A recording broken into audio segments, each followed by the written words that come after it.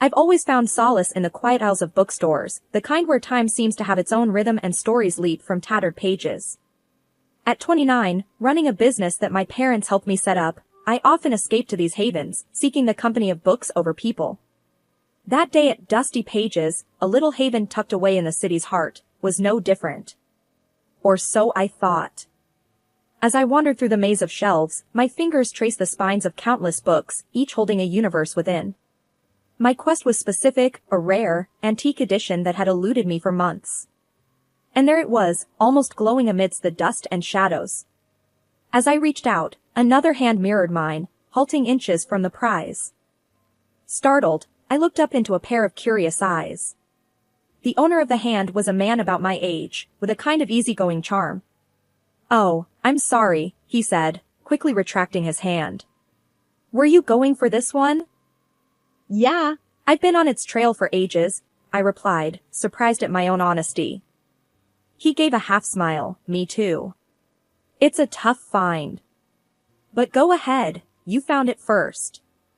His gesture, so simple yet rare, caught me off guard. "Are you sure?" "I mean, we both found it at the same time," I said, feeling a strange mix of guilt and gratitude. "Yeah, I'm sure. I'm Jake, by the way," he introduced himself, extending his hand. "Nice to meet you, Jake." Well, let's just say I'm a fellow book lover," I said, shaking his hand.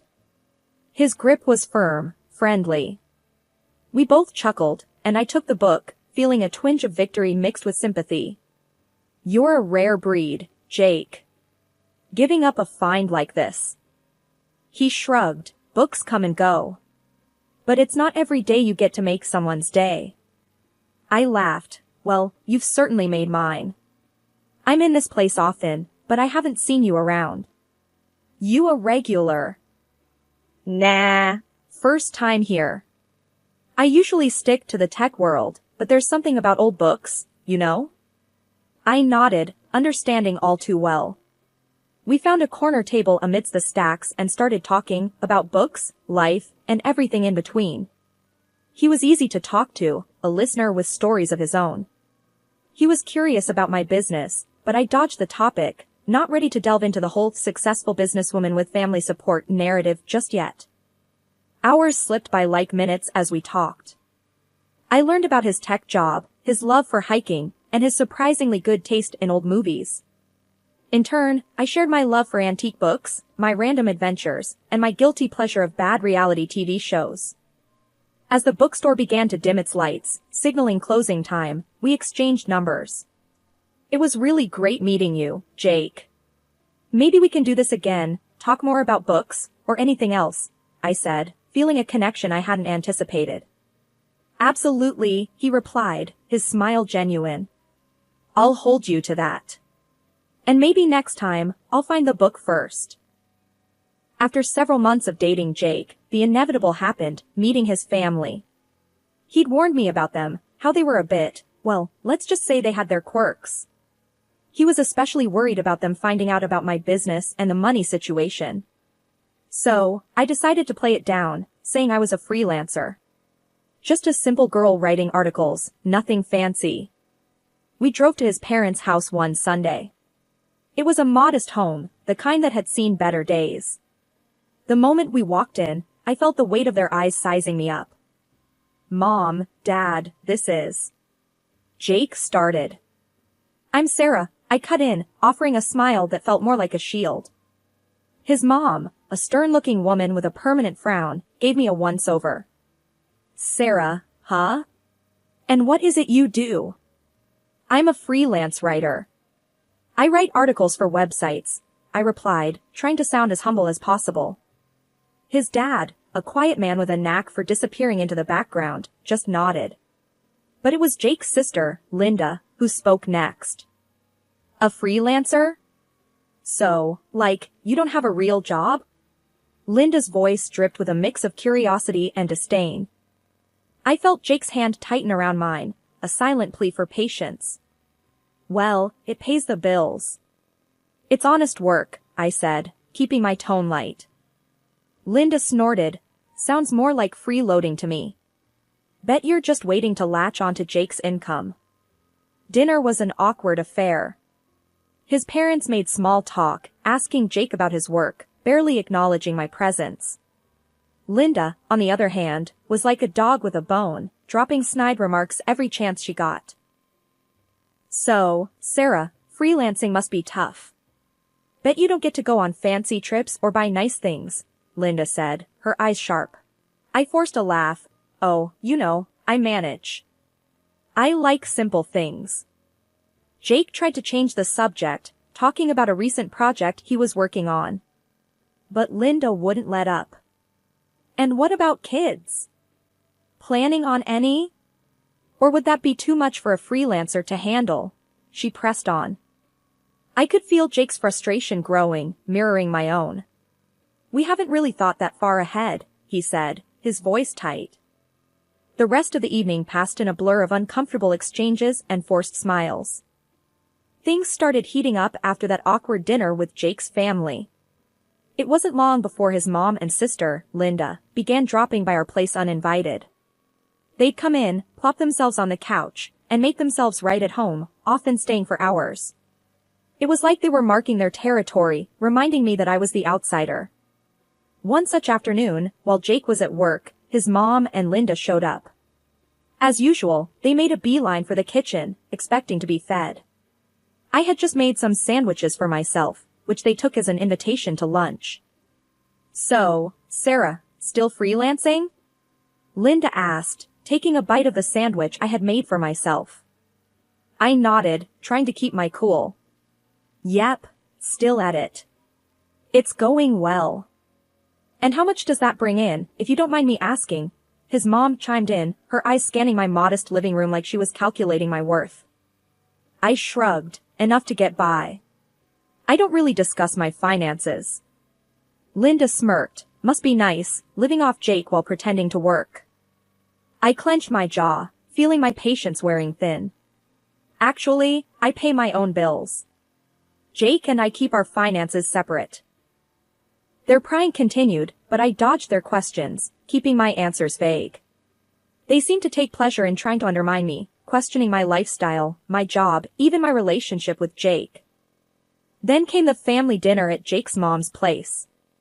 It was supposed to be a casual get-together, but it felt more like a trial by fire.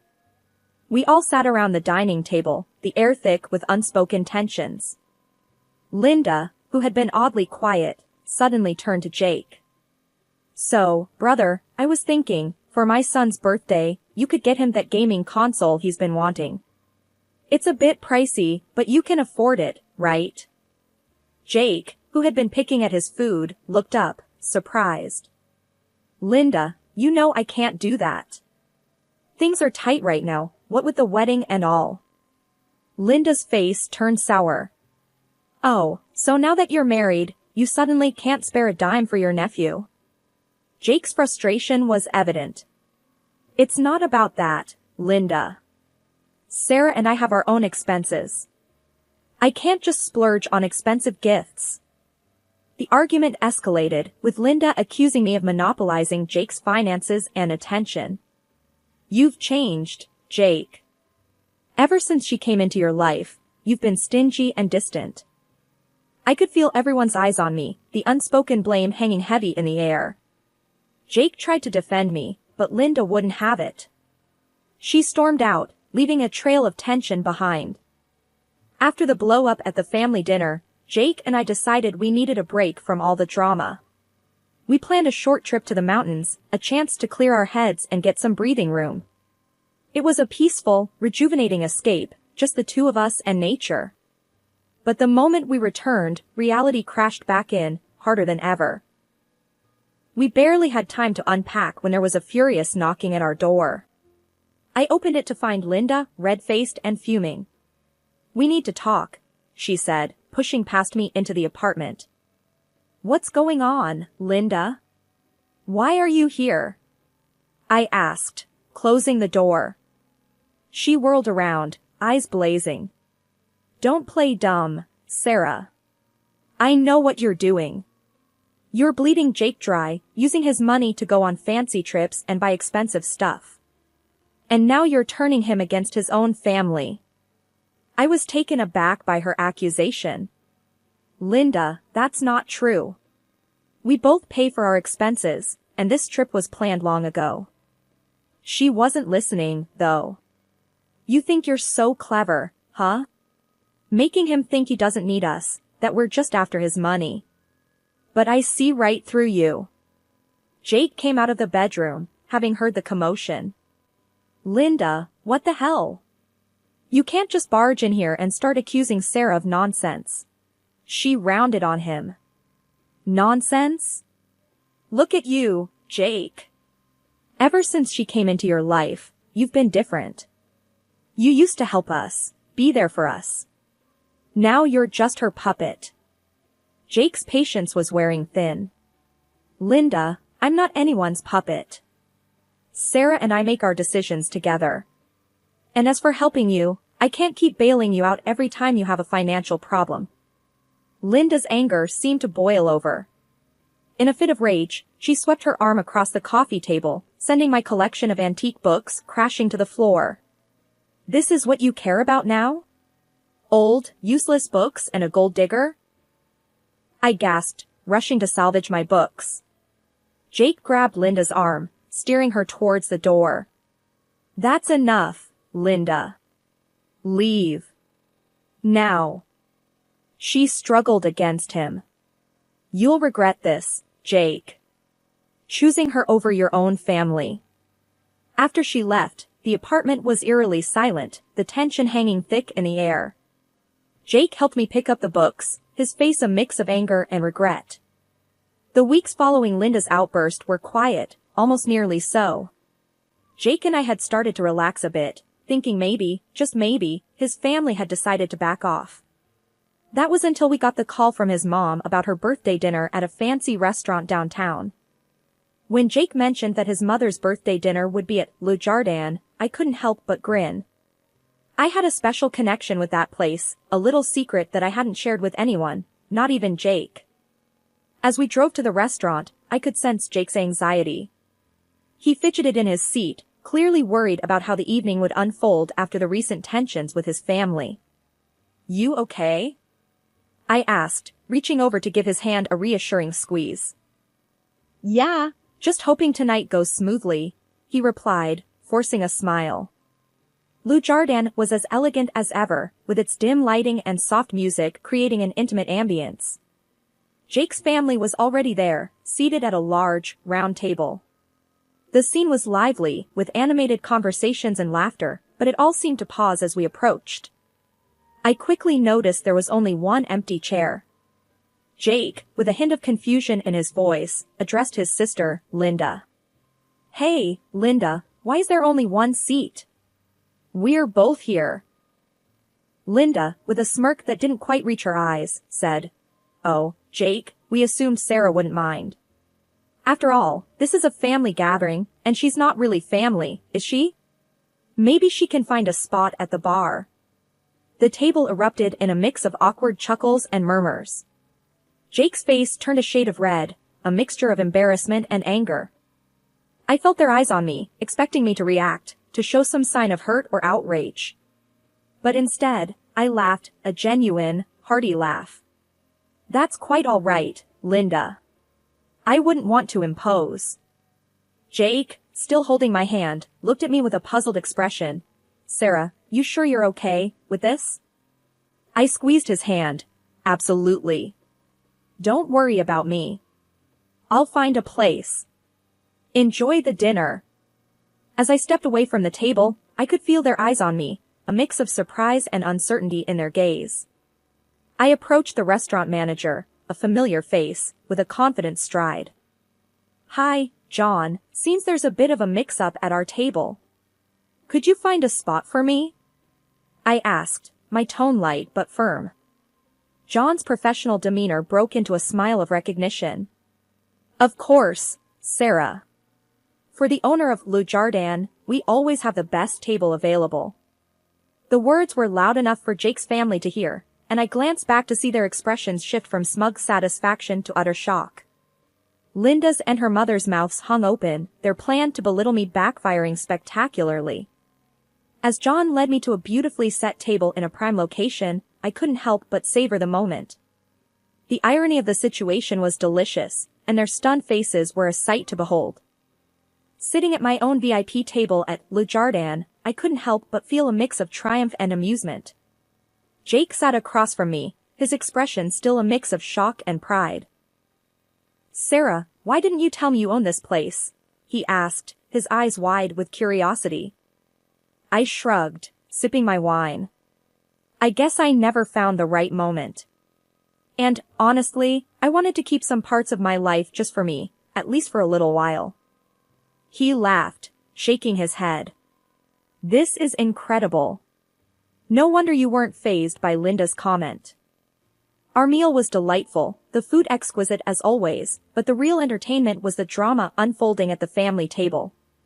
Midway through our dinner, Linda and Jake's mom, with hesitant steps and awkward expressions, approached our table.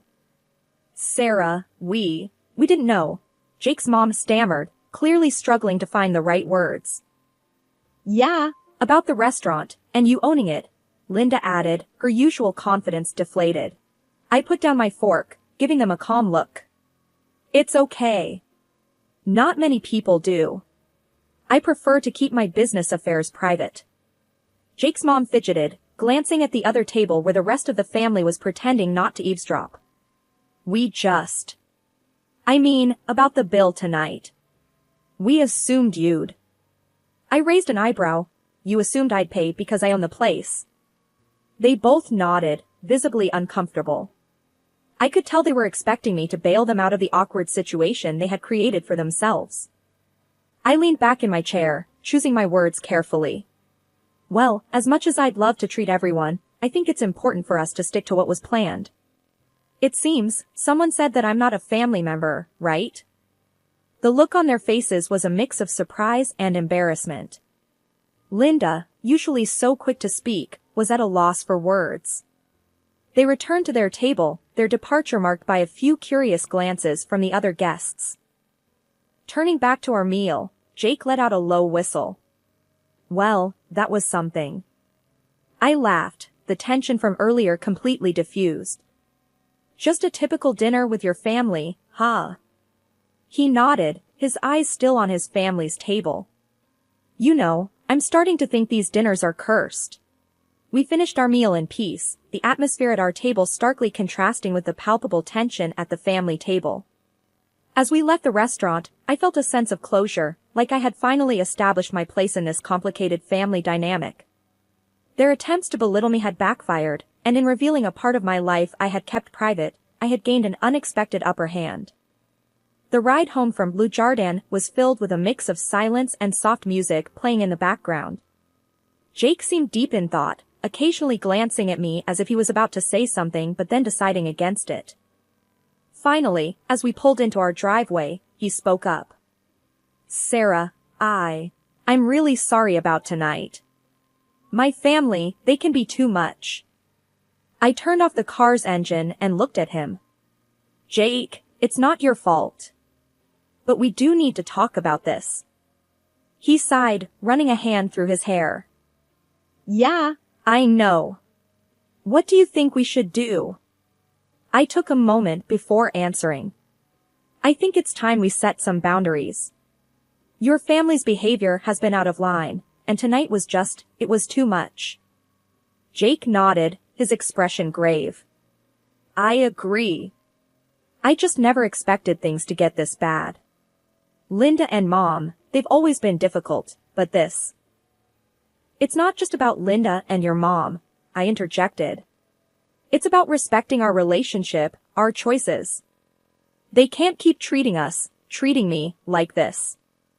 Jake reached for my hand, squeezing it gently. "You're right. I'll talk to them. It's time they understand that they can't walk all over us." The following day, Jake made the call. I could hear bits and pieces of the conversation from the other room, his tone was firm, resolute. After he hung up, he came into the living room, looking somewhat relieved but also apprehensive. "I did it. I told them we need space, that their behavior is unacceptable. They didn't take it well, but..." I think it's for the best. I got up and gave him a hug. Thank you, Jake. I know that wasn't easy. He hugged me back, tight. You're worth it. I should have done this a long time ago. The weeks that followed were surprisingly peaceful. No unexpected visits, no snide remarks, no drama. It was a relief, but also a bit surreal. One evening, as we were enjoying a quiet dinner at home, Jake looked up from his plate. You know, I've been thinking. Maybe this break from my family is a good thing.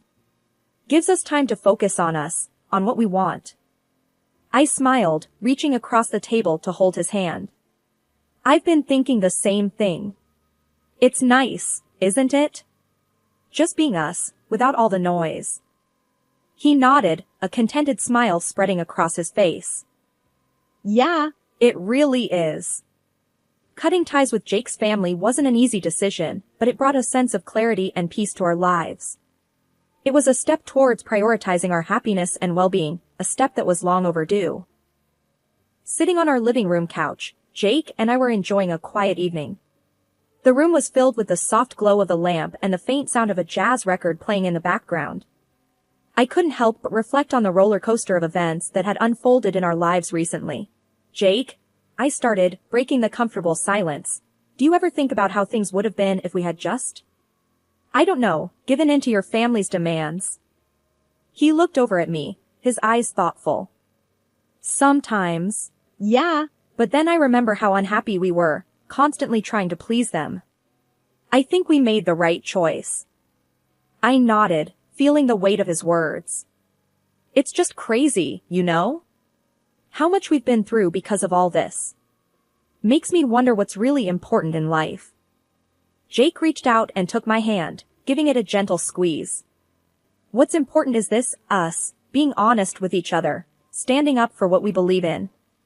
I smiled, feeling a sense of warmth spreading through me. You're right. I guess it's all about finding a balance, isn't it? Between dealing with family and staying true to ourselves. Yeah, balance, he echoed, his gaze shifting to the window.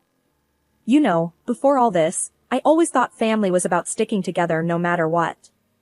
But now, I realize it's more than that. It's about respect, understanding, and sometimes, distance. I leaned my head on his shoulder. I never expected my life to turn out like this. Meeting you, starting a business, dealing with all the family drama. It's been a journey. And what a journey it's been, he added with a chuckle. With its ups and downs, but I wouldn't change a thing. We sat there in silence for a while, lost in our thoughts. The challenges we had faced with his family had tested us in ways we never anticipated. But through it all, we had grown stronger, both as individuals and as a couple. That evening, as we sat together, I realized that life is unpredictable and often challenging. But with the right person by your side, it's an adventure worth every moment. Our story wasn't just about dealing with difficult in-laws or running a successful business. It was about love, resilience, and the power of standing together against the odds.